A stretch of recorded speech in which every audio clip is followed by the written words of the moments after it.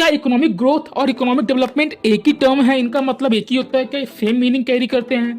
हम लोग अक्सर यूज़ तो करते हैं इकोनॉमिक ग्रोथ, इकोनॉमिक डेवलपमेंट, हम लोग कहीं यूज़ कर देते हैं इनका बिना मीनिंग जाने हुए। तो चलो हम देखते हैं कि इनमें डिफरेंस क्या है, बेसिक फंडामेंटल डिफरेंस क्या है। तो इकोनॉमिक ग्रोथ एक क्वांटिटेटिव टर्म है। क्वांटिटेटिव टर्म मतलब कि इसके जो ग्रोथ है, यानी कि इसका जो वैल्यू है, उसको हम लोग क्वांटिटीज़ के टर्म में मेजर करते हैं। बेसिकली ये इनकम, जब किसी का इनकम, सपोज मेरा इनकम 10K है और कल को मेरा इनकम 40K जाता है, तो जो मेरा इंक्रीज इन इनकम है 30K का, उसको हम लोग मेजर करते हैं इकोनॉमिक ग्रोथ के अंदर, है ना, कितने परसेंटेज से, किस रेट से मेरा इनकम ग्रो कर रहा है।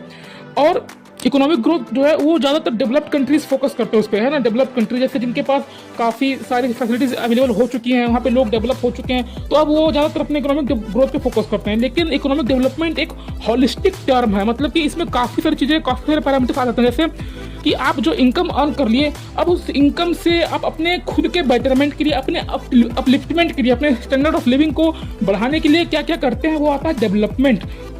इसमें आ जाता है अपना ओवरऑल डेवलपमेंट, जैसे हेल्थ हो गया, एजुकेशन हो गया, एक अच्छा सेफ ड्रिंकिंग वाटर हो गया, टॉयलेट हो गया, सैनिटेशन हो गया, रहने के लिए अच्छा सा रेसिडेंस हो गया, है ना। ये सब आ जाता है इकोनॉमिक डेवलपमेंट के अंदर। जबकि इकोनॉमिक ग्रोथ के अंदर सिर्फ और सिर्फ वो कुछ एक परसेंटेज और सर्टेन टर्म ऑफ पैरामीटर्स ही हैं जिनको हम लोग मेजर करते हैं, जैसे इनकम हो गया। तो थैंक